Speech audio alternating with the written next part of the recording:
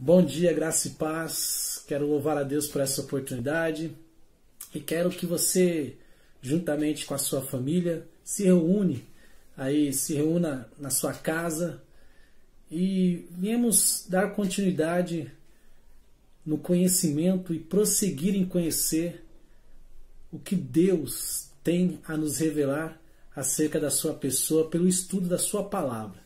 Amém? Então hoje nós vamos dar continuidade e eu quero falar sobre o que é a Trindade.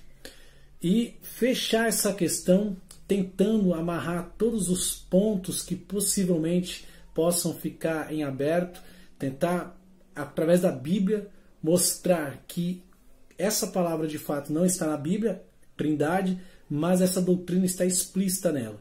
Então eu vou de uma forma clara, tentar ser o mais objetivo possível, o mais claro possível, sem usar jargões teológicos, mas trazer a clareza e a importância dessa doutrina para as nossas vidas. Amém? Vamos orar em nome de Jesus? Quero te louvar, Deus, por essa oportunidade. Que Deus venha nos guiar e nos conduzir nesse assunto tão pertinente e tão importante para com as nossas vidas, ó Pai, que é o estudo da sua pessoa, aquilo a qual o Senhor deixou revelado nas páginas das Escrituras Sagradas, tua palavra, Pai.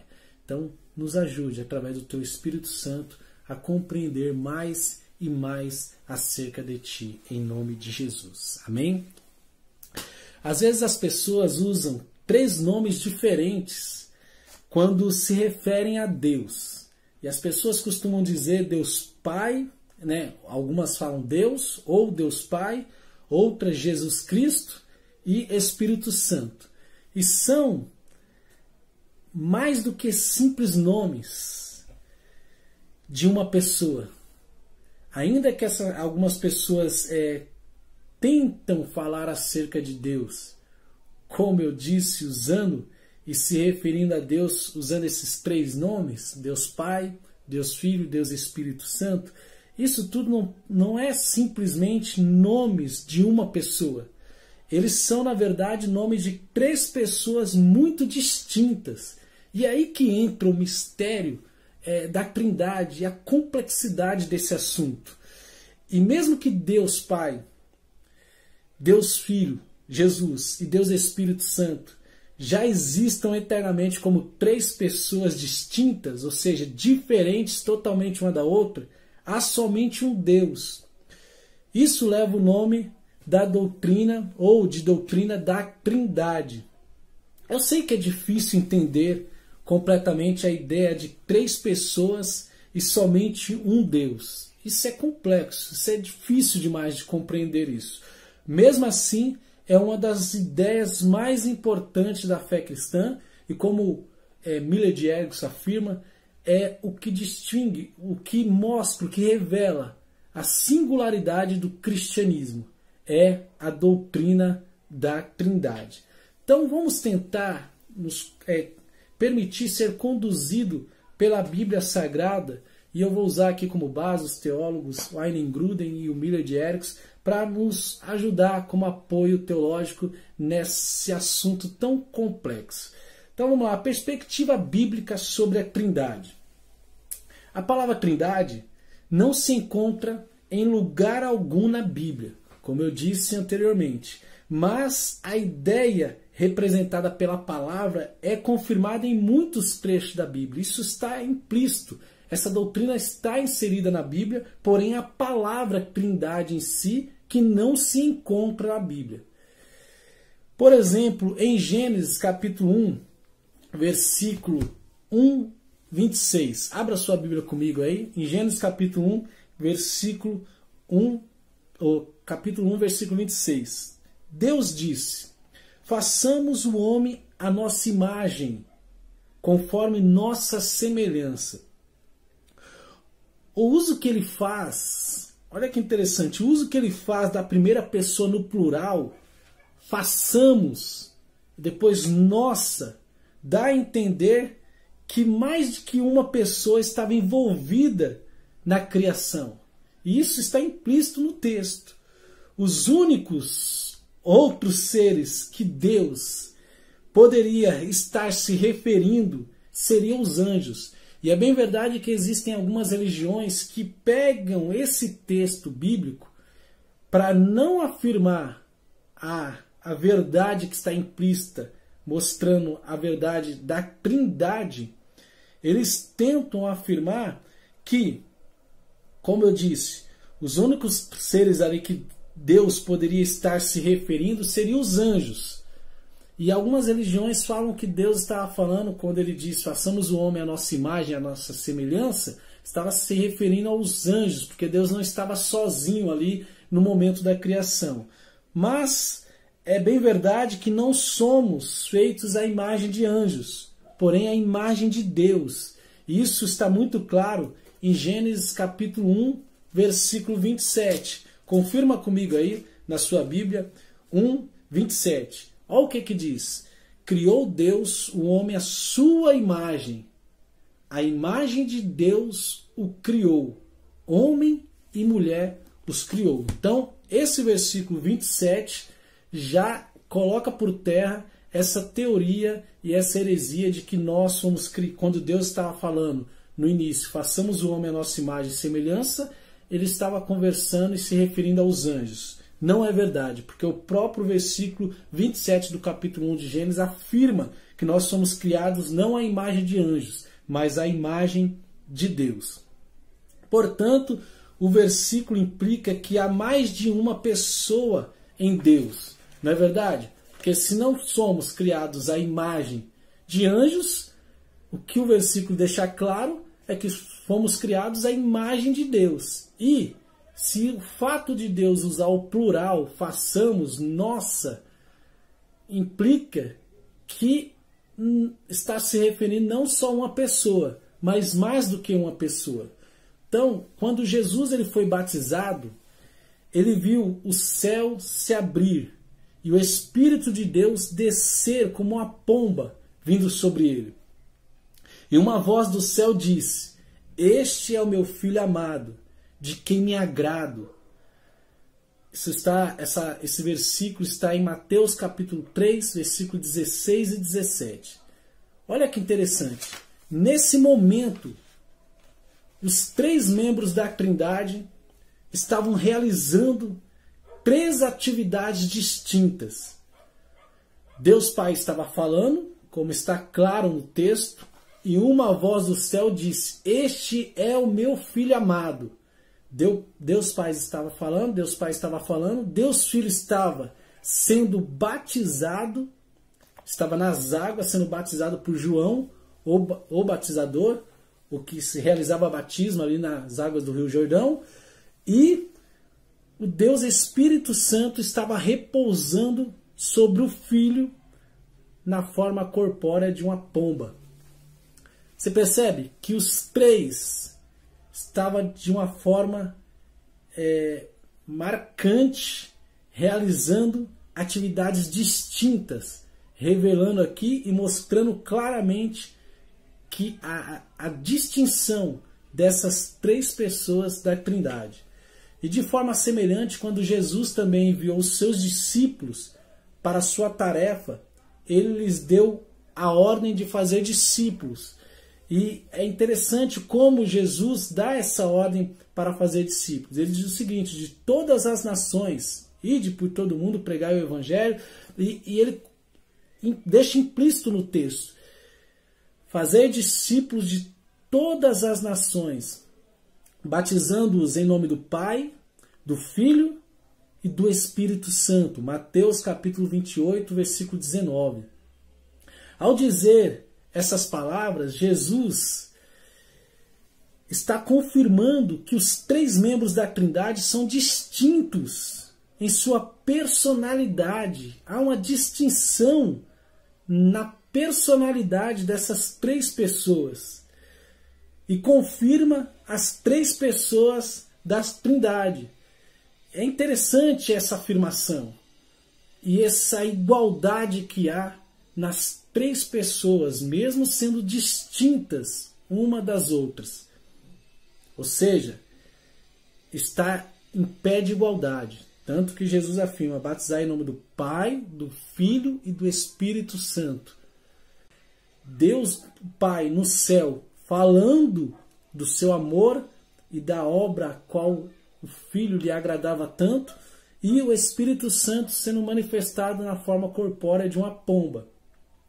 No Ide, a qual na ordenança, na grande comissão de Jesus, também fica claro isso, que Jesus falou para os discípulos para ir por todo mundo, fazer discípulo de todas as nações, batizando-os em nome do Pai, do Filho e do Espírito Santo. E Judas 20 e 21 deixa claro isso, ele trazendo um conselho de esperança para os que estavam, para aqueles que ele estava escrevendo. Ele dizia para que eles vinham orando, se conservar orando no Espírito Santo, conservai-vos no amor de Deus, esperando a misericórdia de nosso Senhor Jesus Cristo para a vida eterna.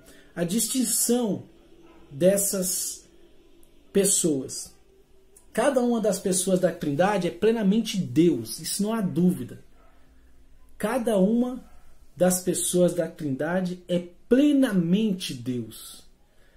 A divindade de Deus Pai pode servir ou pode ser vista no primeiro versículo da Bíblia, em Gênesis capítulo 1, versículo 1.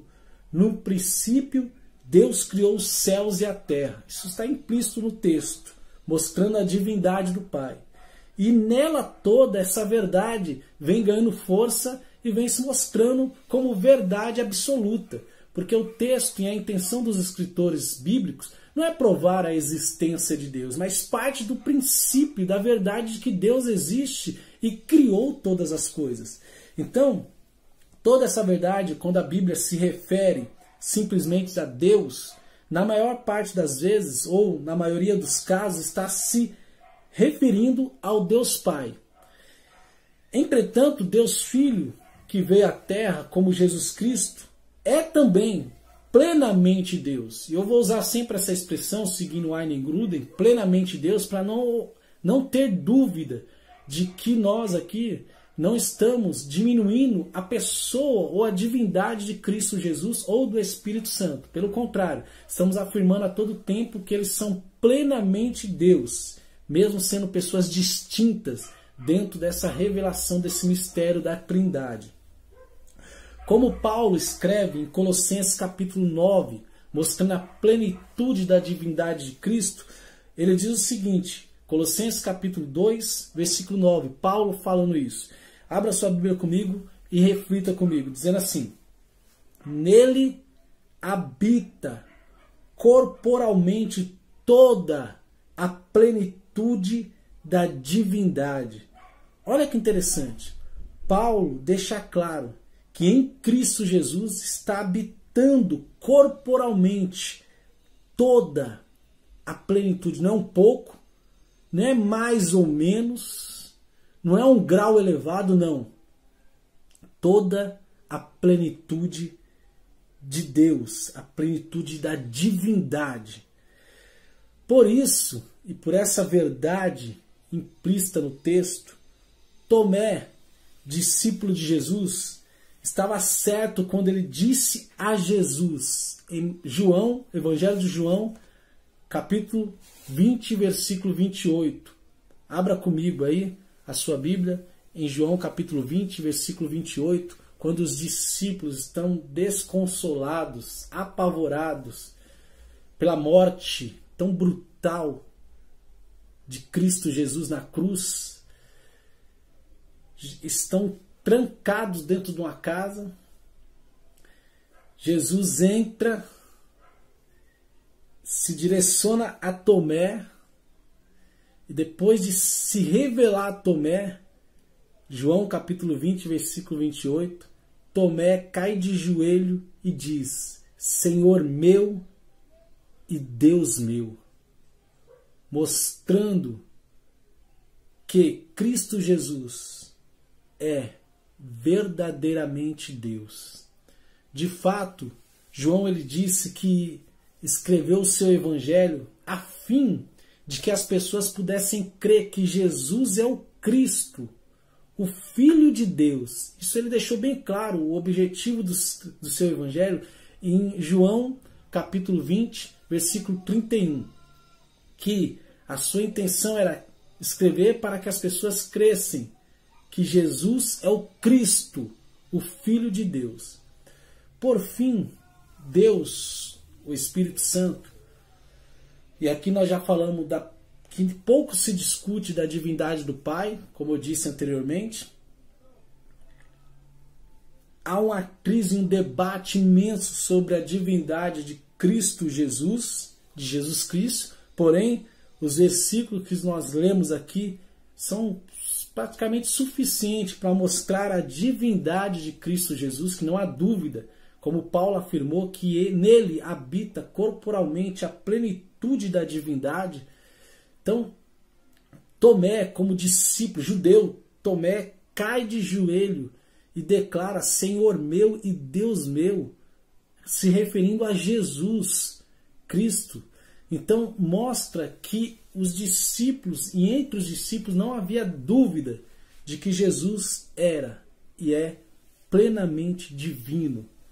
E por fim, agora nós vamos falar sobre a divindade do Espírito Santo. Deus Espírito Santo é também plenamente Deus. Visto que ambos, o Pai e o Filho, são Deus, faz sentido que os três sejam mencionados com a importância igual em trechos como Mateus capítulo 28, 19. Lembra que eu falei anteriormente que Jesus não faz diminuição de nenhuma pessoa, mas quando dá a ordenança para que façam discípulos de todas as nações e para batizar em nome do Pai, do Filho e do Espírito Santo, ele está colocando a mesma importância para as três pessoas, para o Pai, para o Filho e para o Espírito Santo. Isso significa, isso indica que as Escrituras consideram os três plenamente Deus. Mas Anderson, isso é suficiente? Simplesmente a grande comissão e o batismo de Jesus mostram que o Espírito Santo é de fato divino, é Deus também? Não. A Bíblia mostra também que os discípulos não tinham essa dúvida sobre a divindade do Espírito Santo. Pedro confirma essa posição quando acusa alguém de mentir ao Espírito Santo, em Atos capítulo 5, versículo 3. Abra sua Bíblia comigo e confirma essa linha de raciocínio. Atos capítulo 5, versículo 3, Paulo acusa alguém de mentir ao Espírito Santo. E então, em seguida, explica que esse homem não mentiu aos homens, olha só, mas a Deus. Então a primeira referência que ele faz é ao Espírito Santo, e se referindo ao mesmo Espírito Santo, ele fala que os homens mentiram a Deus, que é Atos dos Apóstolos, capítulo 5, versículo 4. O Espírito, Paulo afirma, é onisciente como Pai, como Deus Pai. E Paulo deixou claro isso em 1 Coríntios, capítulo 2, versículo 11. Percebe que os atributos de Deus Pai são compartilhados e o próprio Jesus fala desses atributos como propriamente dele. E o Espírito Santo, Paulo falando do Espírito Santo, também atribui o atributo de onisciência que só pertence a Deus, esses atributos de grandeza só pertence a Deus. Paulo atribui ao Espírito Santo também, que é 1 Coríntios capítulo 2, versículo 11, que ele diz o seguinte: ninguém conhece as coisas de Deus a não ser o Espírito de Deus, mostrando a onisciência do Espírito Santo. A Bíblia também é clara sobre o fato de que há somente um Deus, e não três, porque isso pode, e depois nós vamos trabalhar uma aula só para mostrar as heresias que surgem da dificuldade de se compreender a Trindade, a pessoa de Deus revelada nessas três pessoas divinas. Então a Bíblia afirma, nós falamos isso na aula passada, mas vou trazer uma reflexão e repetir novamente para que não haja dúvida.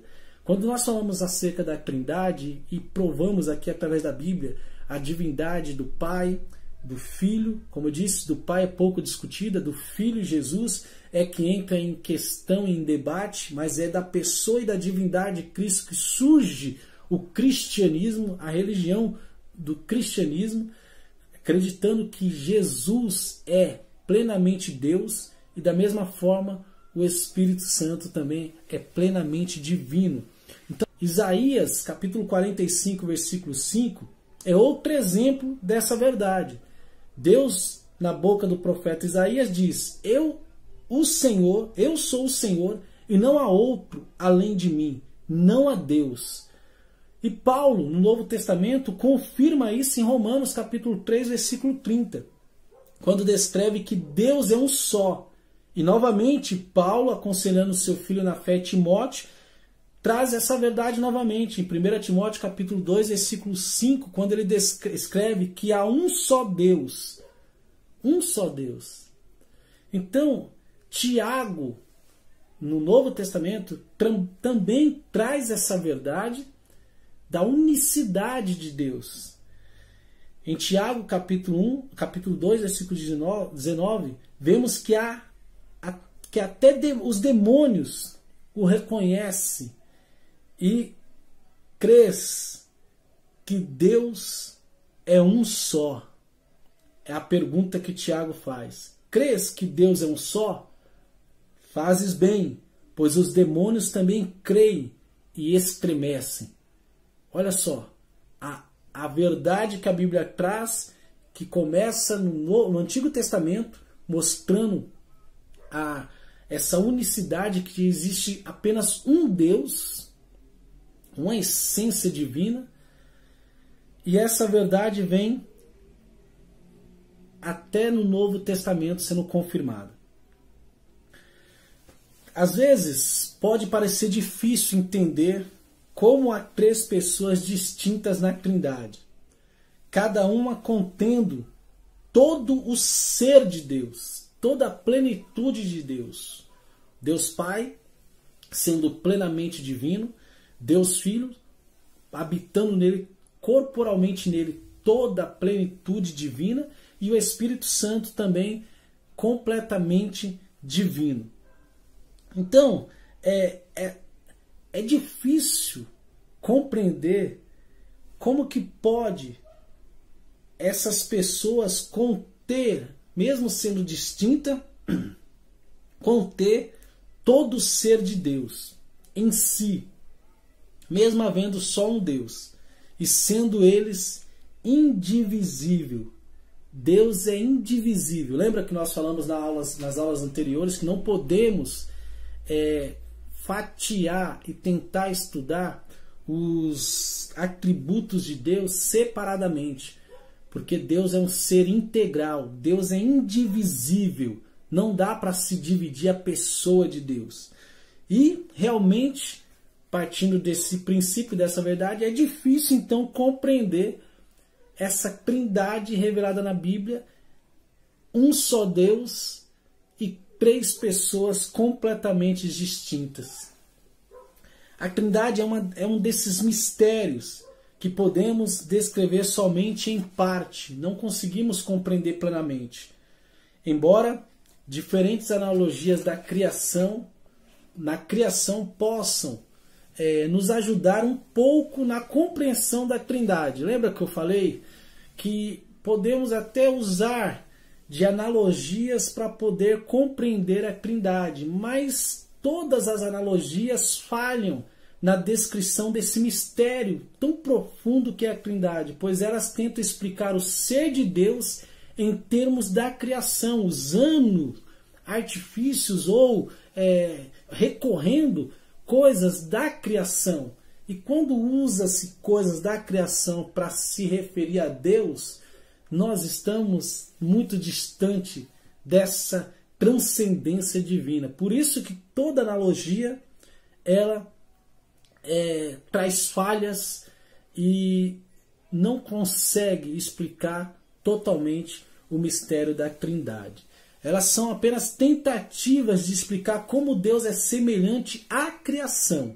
Então são tentativas de explicar como Deus explicar Deus, que Deus é semelhante à criação. Contudo, nada na criação é exatamente como o ser de Deus, porque Deus é um ser transcendente, está acima de tudo e de todos. Ele que cria todas as coisas. Por isso que todas essas tentativas de analogias falham frequentemente na explicação da pessoa de Deus. E o pior, podem levar a crenças completamente contrárias aos ensinamentos da Bíblia.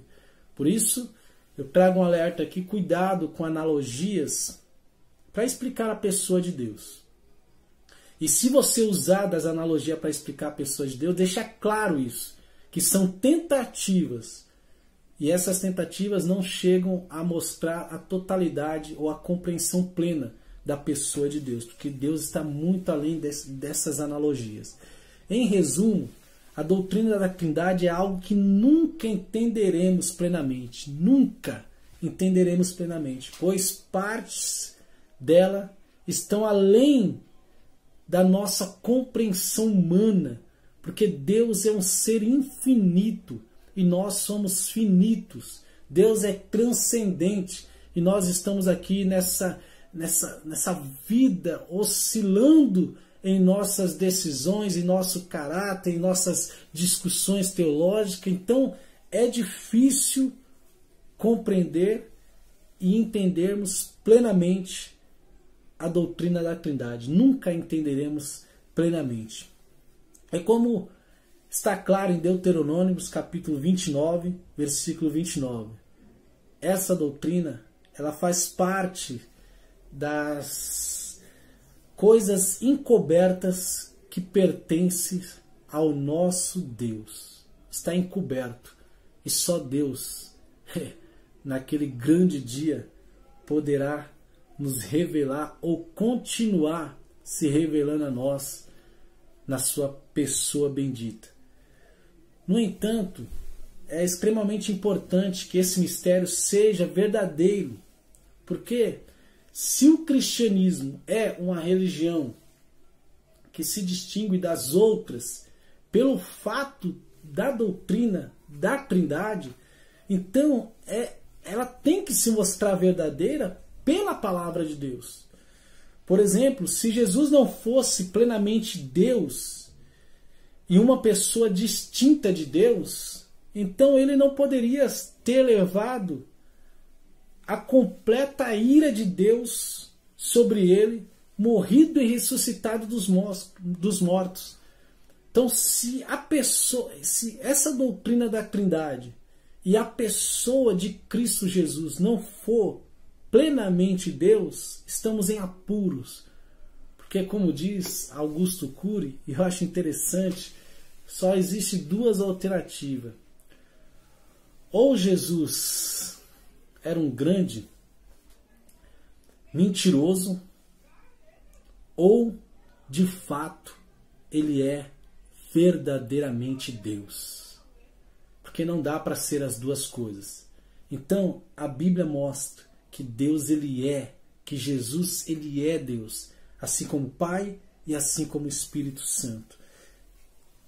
E se Jesus não ressuscitou dos mortos, qualquer fé nele é tola. E não só isso. E os que afirmam ser cristãos como nós são, nas palavras de Paulo, os mais dignos de compaixão, os mais miseráveis dessa terra. Paulo diz isso em 1 Coríntios capítulo 15 e o versículo 19. Então, eu quero acreditar que fui bem claro aqui e mostrei a importância, esse paradoxo, essa verdade que está na Bíblia e que é tão complexa de se entender, mas devemos aceitar pela fé, que na verdade Deus, como eu disse no início, ele é a palavra Trindade, ainda que não se encontre na Bíblia, nós podemos ter a certeza que Deus, ele é triuno, Pai, Filho e Espírito Santo. Que Deus possa consolar o seu coração, confirmar essas verdades no seu coração, para que você possa adorá-lo e compreendê-lo de forma mais clara. Em nome de Jesus, busque na palavra de Deus essas verdades e entenda que a Trindade é o Deus triuno que se revela e trabalha nas nossas vidas de uma forma poderosa.